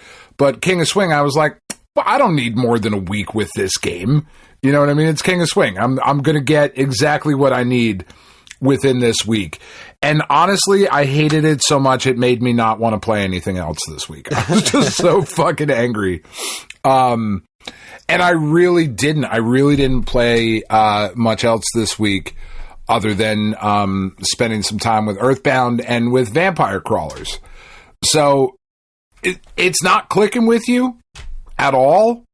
At all. I kind of sort of started to feel interesting about it, but it was Pat all over again. It was like as soon as there was this big conversation about it in the Discord, and as soon as I started reading that, my eyes glazed over, and I was like, nope.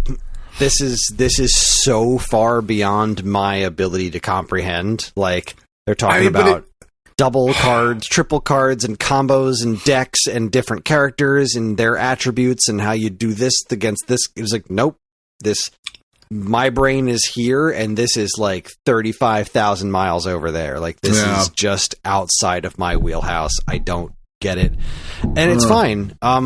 You know, I don't know that I'll take another swing at it, but I don't think I'll ever get to the point where I could keep up. Like it was like when we were playing Pad, like you were talking about all these other things. Like, yeah, once you start to understand it, you'll understand these other things. And I'm like, yeah, I'm sorry, my brain doesn't do that. That's just not how I function. I mean, I think it really could, though, with Vampire Crawlers, because it's really not all that different from Vampire Survivors, like in all the builds and all the different things. Like, you know, when you were sitting here talking about, oh, he's taking drugs on camera, kids, this is fucking, you better Dan, blur that got shit out. An hour. That's right. You've got half an hour, and then I will be asleep. Timer has started. All right. It says, let's see. Doxylamine succotaine. Yeah, those aren't real words. You're making this up. Yeah. Take one tablet 30 minutes before going to bed.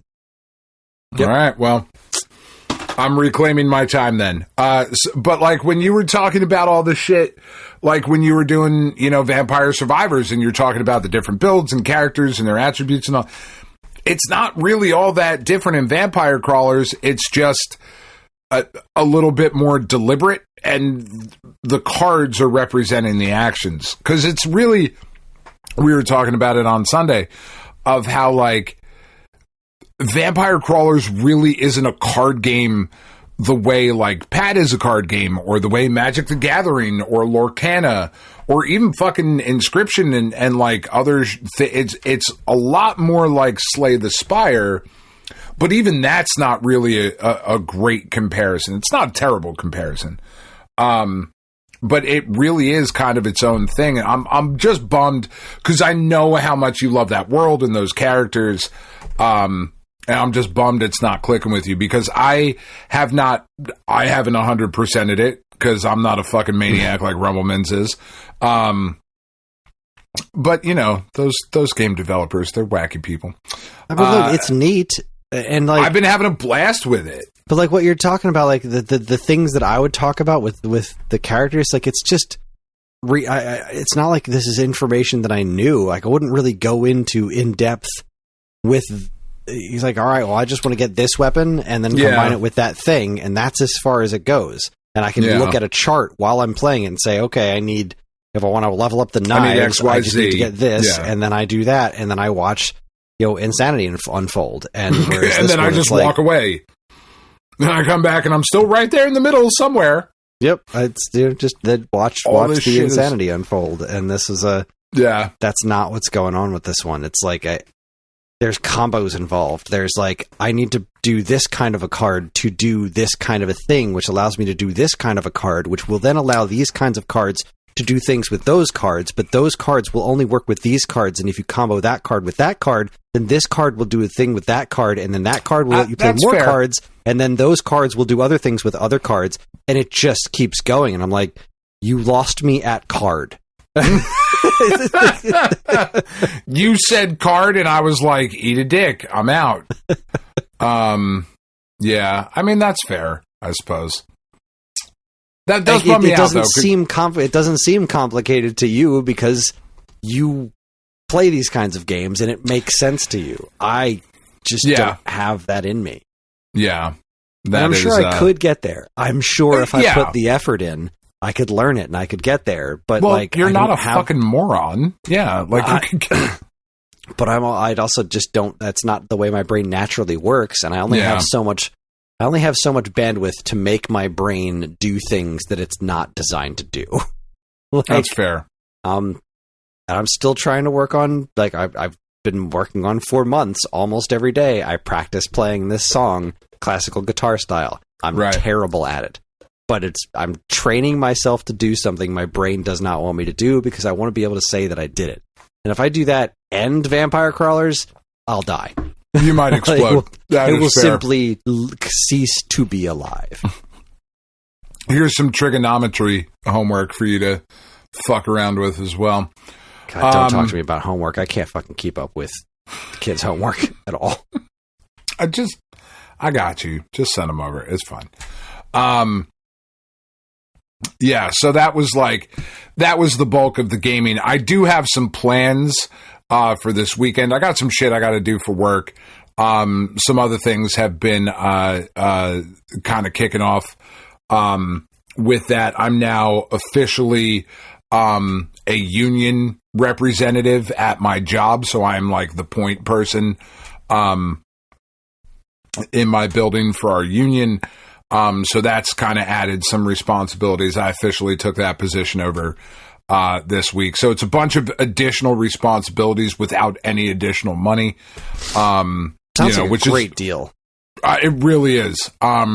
And I have all of a sudden become a very important person that everybody wants to talk to, which is great. And like, I'm happy to help and jump in and kind of, do the things that need to be done. You know what I mean? I'm also on the hiring team where I work, and we've had a lot of interviews this week. So I've been getting home relatively late this week. Like I usually get home, like around 5 or so. I've been getting home like 6:30, 7 o'clock this week. Just trying to get interviews in and trying to get ourselves, staffed up and all of that good stuff. So that's really kind of cut into time. But I have some plans for this weekend. The new update for Ball Pit came out this week. It is called the Fuck Your Mother update, I believe. No, the Shadow update is out for Ball Pit. So I'm really excited to jump out. I just fucking love that game. I just love that game. It's just so much goddamn fun. And it's so great to just pick up on the Steam Deck and be like, yep, I'm going to jump into this for like 10 minutes and woo, look at all the shit. That was fun. And look, I made a new ball. Isn't this fucking great? So I'm going to jump into that this weekend. Penn bought, and I say that with quotation marks around it, because it was her one of her friends from school. It was his birthday last weekend, and they were like, we're going out. Can you send us some money so that he doesn't have to pay for us on his birthday? And I was like, I mean, what a fucking asshole thing to say. I'm sending you money. You're going to also pay for him because it's his fucking birthday, you monster. Like, what's wrong with you? You're going to take your buddy out and you're going to, they were going to a diner, wherever the fuck they went. I don't pay attention. They're kids. They'll be fine. They bend, right? They bounce back. Yes, they're very malleable. Malleable. I mean, we were, it's fine. I've been mallied. I was all types of mallied. So I sent her money, so Penn and Roddy, could take their buddy out. And, she was like, yeah, I'll send you whatever I don't spend. I'll send it back to you. And I was like, all right, cool. So like a couple days later, she sends me a text and she was like, damn it, I'm $2 short. Can you send me $2? And I was like, what the fuck are you $2 short for? And she was like, well, I have that extra money that you sent me, so I was going to buy Mouse PI, but I'm short $2. I was like, extra money that I said, no, that was not how this fucking works. Change. That's called change. You give that back. That's change that you give back. But also, yes, here's the extra $2 that you need for Mouse PI, so that we can have that as well. So I'm going to start Mouse PI this weekend, maybe, because she's been blasting through that. She's also been blasting through eugenics. She just killed Hitler today, which she was very excited about. Somebody should. I really got to fucking get to eugenics. Roddy's been still going crazy with his, computer and all his shit. He hasn't jumped into to Mugenix or Mouse PI yet, but he doesn't know. I've kind of forbid him from looking at the Steam account because their birthday is this month, and I picked up one of the reasons that he wanted his new graphics card and like all the updates that we made to his PC was because he wants to get and mod Sonic Racing Crossworlds. Right, yeah, you were telling me about that. And it was on a big sale, so I bought it. But I fucked up because I bought it on... I was just on the Steam app on my phone when I bought it, and I didn't click the little button for this is a gift for somebody else. So it's on the Steam account, and he is going to download it and play it through Steam, but it's not at his account. So, like, when you buy things on Steam, you can buy them as a gift and then, like, schedule it to show up, right? And that was my plan. But then I was just, like, kind of rushing because I was like, fuck, it's on sale. And I think it was, like, it was going to not be on sale in, like, 3 minutes because it was, like, late at night when I was looking. I was like, oh, shit, I need to do this, like, right fucking now.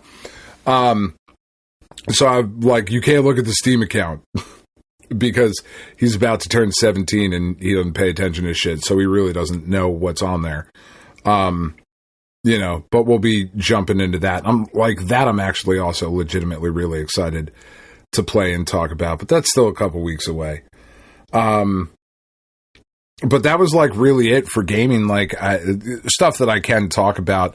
I did finish, I was reading H.H. Holmes, The True Story of the White City Devil by Adam Selzer. It was really, really big, in-depth look at H.H. Holmes, you know, the first serial killer and like all of that shit. And just what a fascinating crock of bullshit most of his fucking story is. You know, and like it's just wild. It's way too much to get into here. But it's a story that's always really, really fascinated me. And just the look at how things used to be back in the day of like, you could just walk into a bar and be like, I'm Dan Ryan, I'm a fucking horse thief, and I just stole $900 and 7 horses and fucking suck my dick. And then you could walk out of the bar and then you wouldn't get arrested for like months or years maybe even, because like that's just how shit was back in the day. And like this guy used to like buy shit from one company on credit, sell the items that he bought to another company to get credit from them, use that money to pay back the original people, but then get a third group of shit and then sell those items. It was like, what the because nobody ever checked anything. He was like, yeah, I got the money. And they were like, yeah, I suppose you do. That's cool. You have a mustache and a bowler hat. You must be a trustworthy fellow. Like, it was you just, are clearly loaded. You're clearly great. And then he was like, just murdering bitches and children. And he was like, no, I'm a doctor. It's cool. That's why I have these skeletons. And the people back in the day were like, yes, that makes sense. Excellent. Of course, there are bones that we found at the doctor's house. He's a doctor. It's like, wow, this is fucking nuts, He's man. got to hold on to those things just in He case. does. What? You might need them. For medical reasons. What if somebody For needs one? reasons having to do with medical. Yes. Well, it's just a really fascinating story because so much of the H.H. Holmes story was inflated. Eric Larson wrote a book a number of years ago called The Devil in the White City that kind of took the story of H.H. Holmes and kind of novelized it and added a bit to it. And if you read it as a fictionalized version, and there was also the game Supermassive made, we talked about a couple months ago. It makes for a good story. It's a really interesting fictionalized story. It's bullshit, you know, but that had just always kind of been the prevailing thought. So it was kind of cool to get the behind the scenes on that. So I finished that and then started, since the next Dungeon Crawler Carl book comes out in something like 10 days from now, from when we're recording. Book 8, Parade of Horribles, comes out. So I was like, all right, it's time. I jumped into book 7, This Inevitable Ruin. 'Cause God, I just really fucking love that book. I really love that series, man. Like, as soon as I jumped back in, because I had read, I'm looking at my list here, the last, I finished Butcher's Mask, or Eye of the Bedlam Bride. I finished on March 11th. And since that time, I've read Murder by Cheesecake, Off to Be the Wizard, How to Be the Dark Lord, Die Trying, Bronx Zoo, Go Straight, All About Me, H.H. Holmes. So I read all those books in between because I was like, I just got to keep reading stuff so that I don't read this book and have to wait until May. And it was like, oh, fuck, Justin Timberlake is right. It's going to be May. I can read this fucking book now. I'm so excited. So I jumped in. It's just fucking wonderful, man. Absolutely adore it. And then the rest of the week, we just kind of spent catching up on shit. We fell behind on Monarch because Penn wasn't feeling good. So we have a bunch of that to watch, but we're all caught up on Invincible. We finished that last week. Born Again Season 2. This week's episode was... Man, it's really fucking... Apparently that show's not doing well. Did you see the... Yeah, that's really upsetting. It's so much better than Season 1. Yeah. And Season 1 was great. Yeah, Season 1 was great. This season, I think, is even better. Yeah, fucking loved it. Caught up on that. Caught up on The Boys. This week's episode of The Boys was really cool. It was a bunch of like little one-shot, like little story moments of the characters. It was fucking cool. There's been a lot of online chatter of like, this was a dumb waste of an episode. And it was like, you don't fucking read comic books, do you? Like, okay, cool. Good to know. And then I got to watch the new episode of Taskmaster. This new season of Taskmaster with Kamal Nanjiani has been very, very funny. It's been very good. And yeah, I think that's about it. Oh, did you watch the Resident Evil trailer for the new movie, Chris? No, I don't care. I don't care either, but it's a video game movie, so I was like, let me watch the trailer. And I was like, oh, I don't know. This looks kind of weird. I don't know how I feel about it. And then it was like Zach Krieger, and I was like, fuck, I'm out. The director and writer of Weapons. And I was like, yeah, no, I was already out. You don't have to put more words on the screen to convince me. Because again, that movie is among the worst movies I've ever seen in my entire life. He's now making this Resident Evil movie that, again, Capcom's making some moves in the video game movie department, and I'm not sure that I think they're the right ones. Just make the first fucking game. Just do that. Every Resident Evil thing that has existed has not, very demonstrably, been that. And that is really good. Just do it.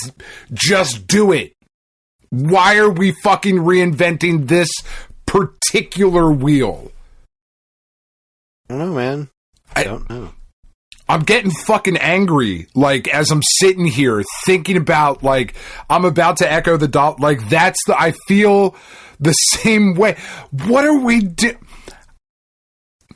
Just make that! Just fucking do it! It's a creepy mansion with zombies and the Master of Unlight. It's already fucking written. They already wrote it down. Saying it for ages. You just gotta respect the source material. Look what happens when you do. You get Fallout. You get Super Mario Brothers. You get the third Sonic movie, not the first one.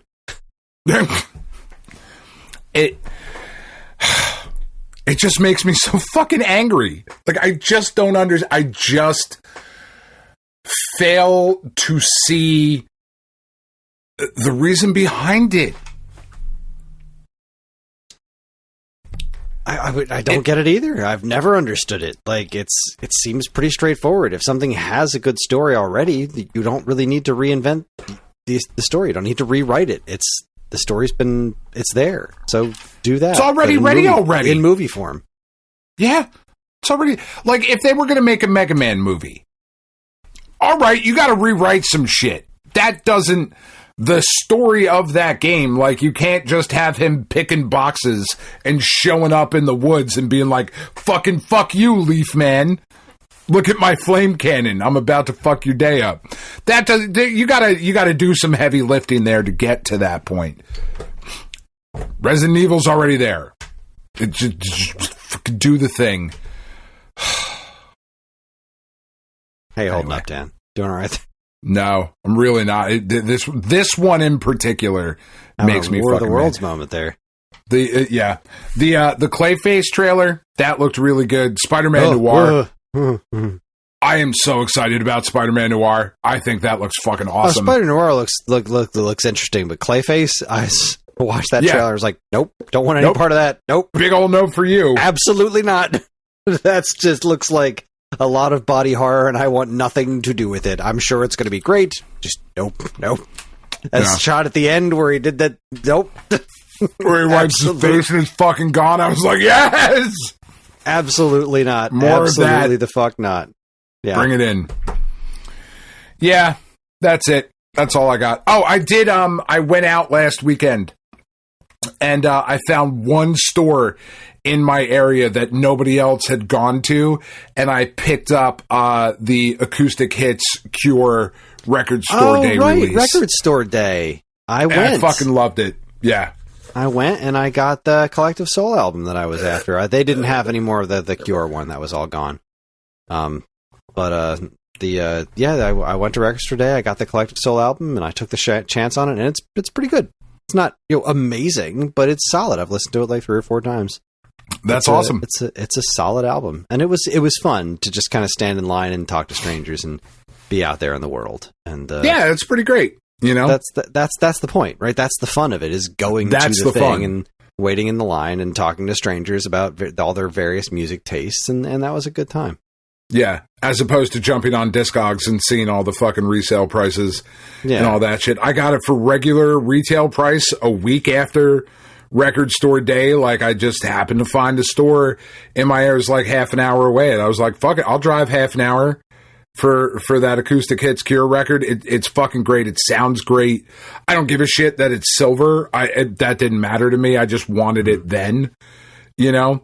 Mm-hmm. I grabbed that, and I grabbed this compilation that they had of Frank Zappa covers, which is, I mean, I fucking love Frank Zappa. Frank, just absolutely brilliant and so talented and weird and different and all of those things. But then listening to him do cover songs of like old 50s like pop standards is really fucking cool. You know, loved it. Fantastic. Yeah, it's a good day. Good day. Yeah. Anyway, that's it. I'm spent. Pew, pew, pew. Yeah, same here. You know. Watching the Phillies getting ready to blow their 6-1 lead. Now 6-2, and there's no outs. 2 people on. So here's hoping they can. Here's hoping they can pull it off. Turn it around. It's the 8th inning. You still got another one to get through. So let's not fuck it all up, guys. Let's do it. Let's bring it home. Shit! Breaking news, Chris. 21 minutes ago, Nintendo Life reports that the Sega Genesis Mega Drive Lego console set launches June 2026. Oh my god! It actually looks pretty cool. Fantastic. Yeah. Happy to hear that. So there you go. I won't add that to next week's. Well, I'm glad we had this discussion. Me too.